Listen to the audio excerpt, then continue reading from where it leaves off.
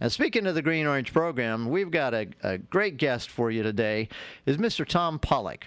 Tom is the CEO, that's Chief Executive Officer, if you're not familiar, but CEO of Explorocean, located here in Newport Beach. And for those of you who might not be familiar with Explorocean, we're going to fill you in on all that. But they've got a tremendous program there, a lot of exciting events going on, a lot of things that they do for the community you may not even be aware of, and a lot of things that you or your kids or your school can get involved with once you know about them. So we're going to get into that. So Mr. Tom Pollock, as I say, is my guest, and Tom has a very, very interesting background. He has been an Olympic sailor. Yes, Olympic, I said that, the U.S. Olympic team. He has sailed around the world. He's traveled all over the world. He's sailed in many different classes. He has very interesting background in finance and everything too, and now he's the CEO of Explorocean. So with that, I'm going to introduce Mr. Tom Pollock. Tom, welcome to the Green Orange. Well, thank you, Steve, for having me here this morning. Well, it's great to have you here, and I gave just a kind of a little smidgen there of your background, but it's so interesting. I'd like for you to fill the audience in a little bit more about your background. Well, I've always been an ocean guy. I grew up in Los Angeles and went to school up there at Loyola and moved down to Newport Beach about 30 years ago and got involved in the institutional bond business. So I always had an office with a view of the ocean, and I've always surfed and swam and scuba dived, and it's always been a big part of my life. And I came to Explorocean, at least 5-6 years ago. And so I've had a nice long-term involvement with the organization since then. Okay, now, and Explorocean, there used to be an organization called the Nautical Museum. And for those old-timers in the area, they would be familiar with the Nautical Museum. It goes back about 28 years, I think you said. That's correct. And so they changed focus and actually changed locations, too, and became Explorocean. Why that transition, and what's the change in focus to? You know, they used to be on the Reuben E. Lee down there in Newport Beach, and the boat sank out from underneath them. And so they looked around for a new home, and they found a home in the fun zone. They were looking for foot traffic down there in the fun zone, the Balboa Peninsula. And so they bought an entire city block, the building, the boardwalk, and the marina out front. And the board decided that it needed to have a bigger vision than merely displaying ship models in the institution's galleries. So they undertook a charrette study to decide what would be the most appropriate mission for the organization given its new location. And they felt that it was the ocean, the kids, the environment. That was the theme they wanted to strike up, thus the birth of Explorocean. Okay, now, you focus on the ocean. You're obviously situated on the bay, but of course, for anybody who's familiar with the geography here, they know that Newport Bay is right next to the ocean, actually drains right into the ocean. So you have that connection to the bay and to the ocean. And most people don't understand the importance of bays to the ocean itself, because that's an important facet for providing water sources and providing spawning areas for the sea life and everything. So bays and oceans have this kind of interconnectivity. They do. Look, I cannot think of a better location for Explorocean. You know, the mouth of the 700-acre estuary, the Newport Back Bay, is right there. In fact, my director of education this morning is leading several dozen kids on a tour of the Back Bay. We call it the womb of the ocean for the kids, to learn about how a number of fish species, shark species, all go back there to breed and lay eggs. So it's not just the birds in the Back Bay, but it's also the ocean life that breeds there. And that's a very critical, important to the health of the ocean, is having a clean estuary. Okay, so let's talk about exactly where it's located. It's on the bay, and it's in the fun zone. But for people who may not be familiar with the fun zone, and if you're out there, not locally, but you're out there somewhere else listening in, and I know a lot of you kind of pull your maps out or pull them up on your PDAs there to look at what we're talking about, the areas we're talking about here. I've heard that from a lot of you. So to give you a little idea where it's at, if you look on your map and you see the city of Newport Beach, it's right there on the central coast of Orange County. If you find that, and then you look right towards the ocean, you see what's called the Balboa Peninsula, and that kind of goes out, you see water on both sides. It's a kind of a thin sliver of land that extends from east to west along the ocean, and of course the outer side of it is the ocean side, and the inner side of it is the bay side. And so exactly where along that stretch of Balboa Peninsula is Explorocean? We're about halfway along, and the Balboa Village is where we're located. The Balboa Village is the oldest neighborhood in Newport Beach. It was there over 100 years ago, and the Balboa Pavilion is a natural landmark that has been there for a long time. The peninsula, as you mentioned, it's only maybe a few hundred yards wide, so you can walk across it in 5 minutes. And so we have the luxury of having a position we can take kids, K through 12 kids, over to the beach on one in the morning, and you can walk back and take a boat tour and out to the sea lions 5 minutes later. So it's a great location for a nonprofit to have. Yeah, and just to help you too, if you see on the map there, you'll see Balboa Pier sticking out in the water. Just directly inland from that is basically where the fun zone is. So for people who may not be familiar with the fun zone, exactly what is the fun zone? The fun zone has existed since 1937, and it was built before Disneyland and Knott's Berry Farm. They started off with Ferris wheels and carousels and arcades and along those type of things, and they've been there ever since. And so people, even my own mother, 87 years old, knows the fun zone. People have had it's probably fourth generation now, people that know about it. And it's an area that the public can go down to and access. They can walk on the waterfront, have a view of the harbor. They can do many times the typical carnival type of things down there as well. It's a natural. There's the Balboa Ferry that's there. It's a 900-foot-long ferry boat. It delivers 1.6 million people a year to our doorstep every year, annually. And for just to kind of extend beyond that, the building, you built a new building there, or you actually renovated a building into Explorocean, but the building also contains a lot of other businesses, and you kind of manage the building for those other businesses. Yeah, right? When the organization bought the building and the waterfront, it came with leases. Like any landlord, you have to honor those leases, and there's anywhere from pizza parlors to hot dog stores to barbecue. So those businesses are still there operating, but it's plenty big enough to have other galleries where we have labs and Ocean Literacy Center open to the public 7 days a week. Now, when I want to kind of go back in your history here a little again, when you became associated with Explorocean, you got involved because of a film. You were interested in doing a film. Tell us about that experience and the film itself. That's right. I was at the time I was running a pro circuit in Europe, sailing circuit in Europe, and we would have several 100,000 people come to our events. They were always staffed by men and women in their 30s and 40s. And I thought, it would be great if I could find an owner crazy enough to give a bunch of high school kids one of these high-powered boats to race the Transpac race. And so a light went off in my head, and it was Roy Disney. And Roy was a sailor, and he was also chairman of the Disney Corporation. And so I got hold of Roy through a mutual friend of ours, Leslie, and Leslie Demuse and I talked, and then Roy got involved, and then Roy said, I like this idea a lot. Let's make the film. And we did. And the Walt Disney Picture Studio released a documentary called Morning Light in 2008. And I talked to Roy, and I go, Roy, we need to do a fundraiser for the grand opening here somewhere in Orange County. He goes, okay, who do you want to do it for? What organization? I go, well, they got this nautical museum in town. Let's go give them a call. So I called them up, said we want to do a fundraiser. They were floored, and the Disney Corp showed up, and we 700 people showed up. It was the largest fundraiser in the history of the organization. And Roy Disney, for those of you out there who may not be familiar with him, he is the nephew of Walt Disney, who founded, of course, the whole Disney empire and Disneyland and Disney World and everything else. So that was a nice connection to make there, Tom. He was even on our board of directors at one point. And so, unfortunately, Roy passed away, a couple of years, 2-3 years ago from stomach cancer. So I ended up taking his slot on the board at the time. And the film itself, again, is called Morning Light, and it's released by the Walt Disney Corporation in 2008. It's available for purchase. I'm sure people can get it. And it's an exciting film with young people sailing the 100-year-old Transpac race on a high-performance boat from Los Angeles to Diamond Head, Hawaii, 2,500 miles. These are kids that had never, ever been offshore before. And Roy filmed their exploits. It's a coming-of-age story. Well, speaking of kids being offshore for the first time, I've worked with a lot of organizations here in Orange County, environmental organizations, and one thing a lot of these groups do is they service students in the inter-Orange County area in Santa Ana, Garden Grove, Anaheim, places like that, who have grown up here in this county. They have lived here their entire life.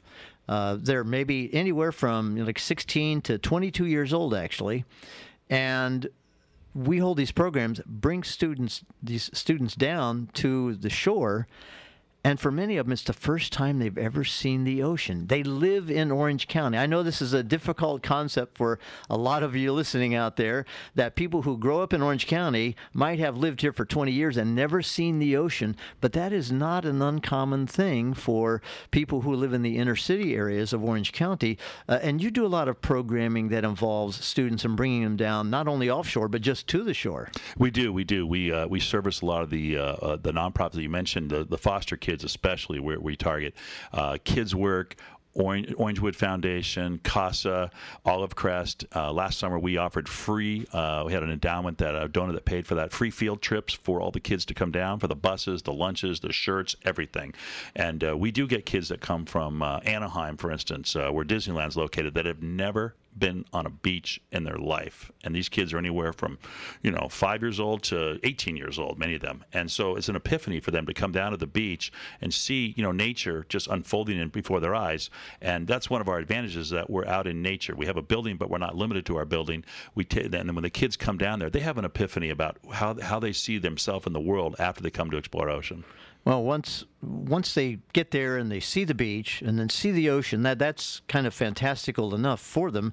But then once they start learning about the life that goes on in the tide pools and out in the ocean, you carry them then into that study. That's what sparks their curiosity. Curiosity is what drives exploration. And Explorocean comes from the standpoint the ocean is unexplored, and that when you come to Explorocean, you get to be the explorer. And we're teaching the ocean from a science, technology, engineering, and math. The educators call that STEM. And our goal is to get kids down there, to inspire them to stay in school and to get into a community college and hopefully graduate with a 4-year degree by teaching them the critical thinking skills and the problem-solving skills they're going to need to succeed with an education, a full-length education. And that's just helping improve kids' lives through education and help break that cycle. In the foster care system especially, many times kids fall back when they graduate, when they're 18 years old. They get involved with drugs or crime, or the girls get pregnant maybe. They don't move on to college. They get low-paying jobs, and the cycle kind of doesn't repeat it. It repeats itself. We're hoping to work with those nonprofits to break that here in Orange County. Well, I know that we hear from our leaders all the time, whether it's the president or members of Congress, members of the education community, business leaders also talk about the need to educate more students in these STEM programs, the science, technology, engineering, and mathematics programs, because we kind of have a shortage here in the U.S. of people with these degrees, and that's why we kind of bring people from overseas to do that, or in some cases businesses go overseas to where that expertise is available, the STEM expertise. So you're trying to begin that, but you're using the science and technology of the ocean as your learning laboratory. As the backdrop for that, exactly. So we take them out into nature and we teach them about the ocean. We teach the 7 principles of ocean literacy. Those are the 7 big ideas. It was a consortium of educators and the government that came up with that term, ocean literacy. And it's teaching the ocean more than just through the eyes of the fish, which is what a lot of aquariums do. That's what we call it. It's teaching them about weather, climate, tsunamis, ocean acidification. Plankton generates half the oxygen you breathe comes from the ocean. Healthy ocean, healthy lives. Clean water, awareness for many of the issues that modern civilization faces with plastics and the gyres that are moving around out there. We bring a great deal of expertise in that area, and everything we do, it's curriculum based, and it meets all of the California science standards as well. And so when the field trips come down to us, we offer really low discounted field trips for all the schools to come down to. There's a 700-acre bus parking lot right there at Explorocean, where buses can come and people can come. It's very easily accessible, and we're only in Orange, for the people in Orange County that are listening, we're only 20 minutes away from all the population centers here.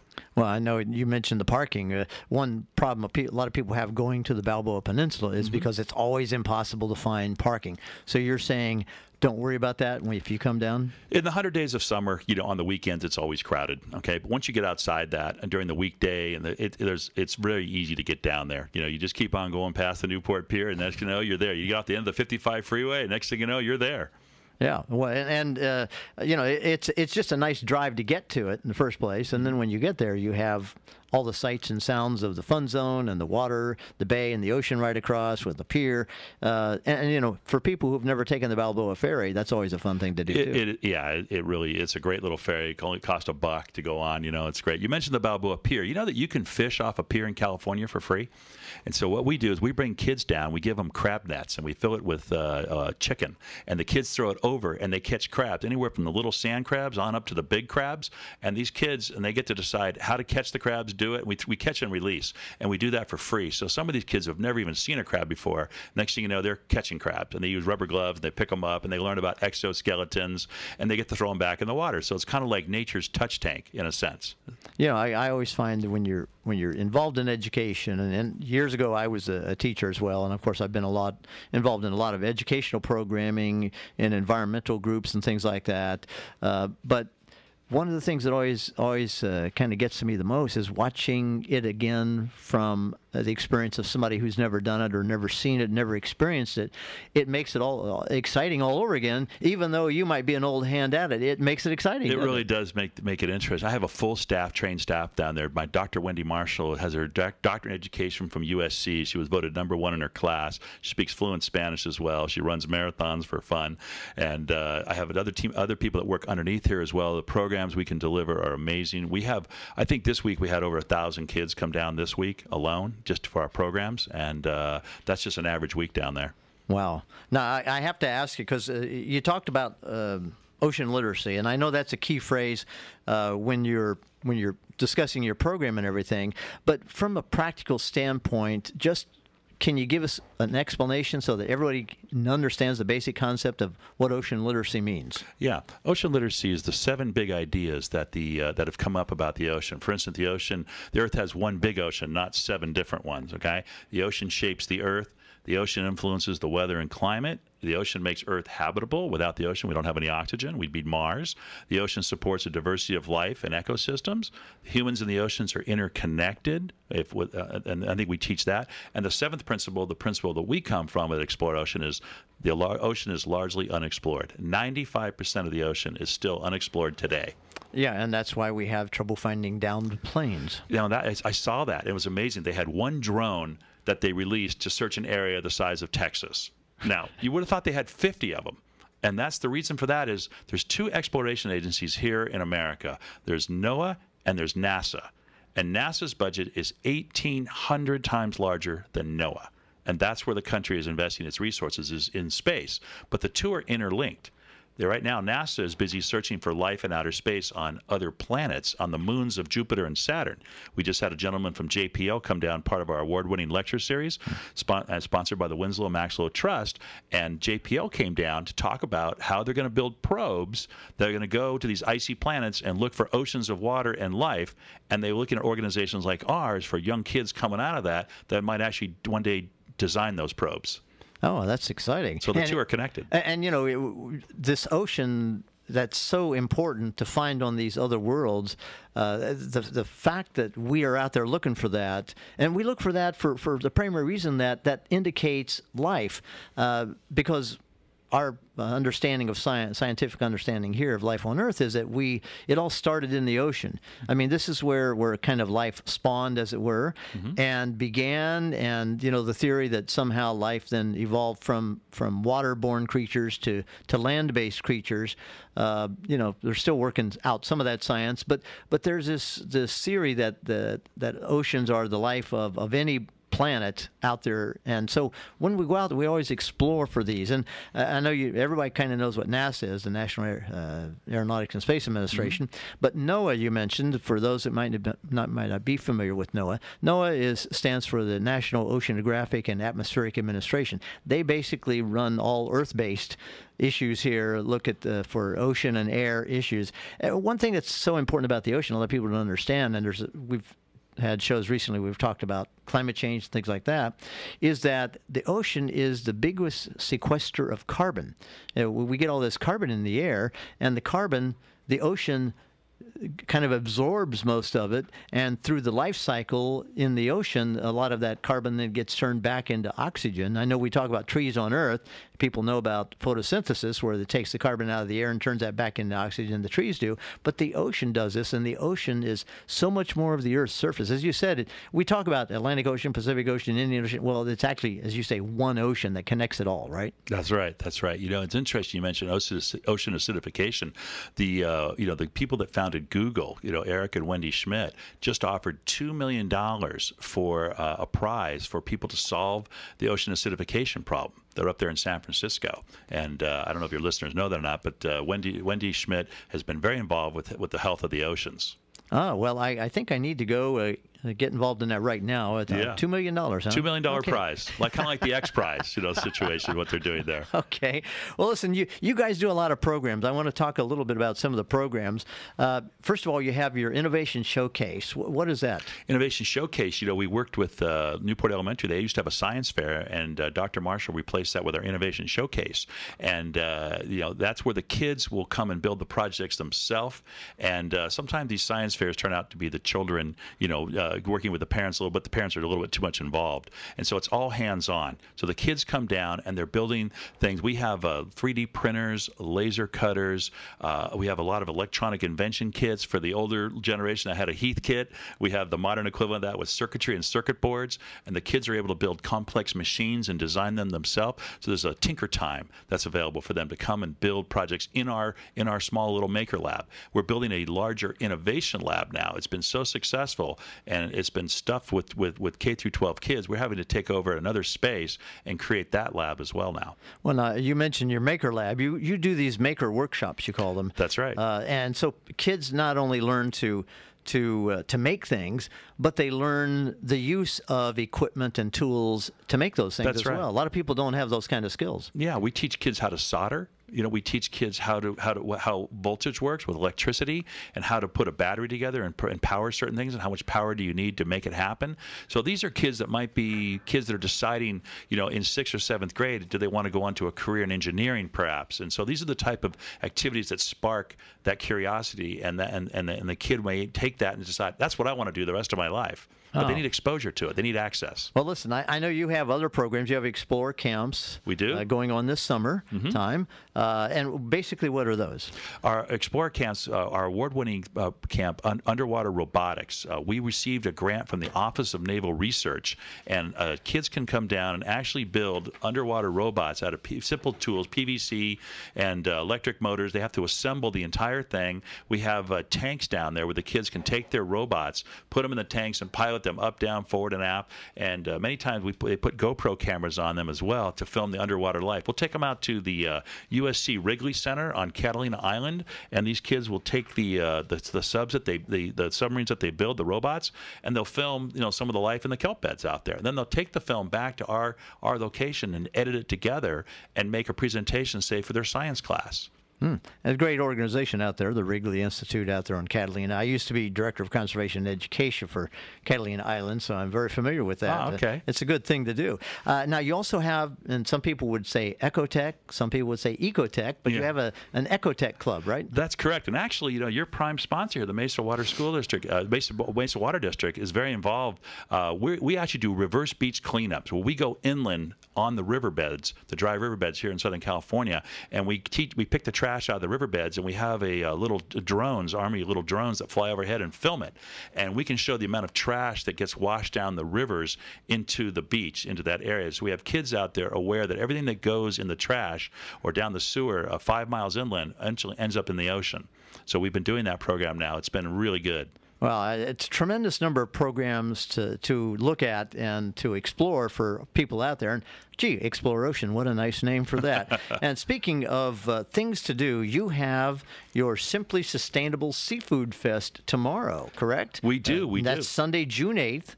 And tell us about that. Well, it's on World Ocean Day. The United Nations selected World Ocean Day on June 8th every year, and that's to honor the ocean and bring awareness to it. So pretty much every nonprofit that's associated with the ocean will be having some type of activity. Ours is on 3 o'clock to 6 o'clock tomorrow on Sunday, and our sustainable seafood discussion. We're having a couple people there that are on the panel. Debbie Johnson, the director of the Catalina Sea Ranch. Those are people that are going to be doing farm-raised mussels right off of Huntington Beach area, and they got a permit from the feds in the state to do that. Another lady by the name of Therese Pearson, Pearson's Port here in Newport Beach, they've been here for 43 years. She and her husband farm spotted shrimp at about 1,200 feet down below the ocean surface, and they're going to come talk about how that business has been going for the last few decades. And of course, our own very much Dr. Wendy Marshall will also be on the panel as well. And then afterwards, we're going to have seafood that's served and some wine and some beer for the adults. So that we have adult programming there as well as K through 12 programming too. And this is part of it. Well, it sounds like a tremendous event. Again, that's tomorrow. For those of you who got your pens and pads or your PDAs ready, it is tomorrow, Sunday, June 8th, from 3 p.m. to 6 p.m. And it is, again, at Explorocean. And the specific address, if you want to, they want to use their map, whatever, GPS, it's 600 East Bay Avenue. Again, 600 East Bay Avenue in Newport Beach, in Explorocean, and you put that in your favorite search engine or your MapQuest or whatever, and you're going to get all that information. And I also understand that at tomorrow's event, KOCI, we're going to be there doing a remote broadcast, the first of 4, I guess, maybe, connected with Explorocean. So we're looking to do that. It's going to be very exciting for us to be there too. Yeah, tomorrow at 11 o'clock, Tom and Lynn are going to be here, your roving reporters, and they're going to be on our site for the next 4 Sundays in a row, right on our balcony, on our patio that's raised up, looking over the bay. So it's a wonderful location. They'll get a lot of foot traffic, and you'll get a lot of visibility for KOCI. So this is another example of 2 nonprofits partnering up with each other to be able to strengthen each other's brand. So we're very much into doing that. Some nonprofits view each other as competition. We don't. We think we can partner up with a number of ocean-related institutions and media outlets to bring greater awareness to the ocean and help you out as well. And speaking of nonprofits, Explorocean, of course, is a nonprofit. And for those of you out there in our listening audience who may not be aware, KOCI Radio is also a nonprofit organization. We're a nonprofit public service radio station, and that's why we have Mr. Tom Pollock with us here today. Well, Tom, we're going to have you back on the Green Orange in the near future to talk more about a lot of stuff you're doing down there, a whole bunch of stuff. I wish we had more today, but our time is running short. But Mr. Tom Pollock, who is CEO of Explorocean, which is located by the Newport Fun Zone on the on Balboa Peninsula, has been with us today. Tom, it's been great. We look forward to seeing you in the future, but thanks for being with us today on the Green Orange. Well, Steve, thank you very much, and I invite you to come on down, okay, to the project anytime and take a tour yourself. Well, I'm looking forward to that, and I'm going to bring everybody I can. I'll drag them along with me.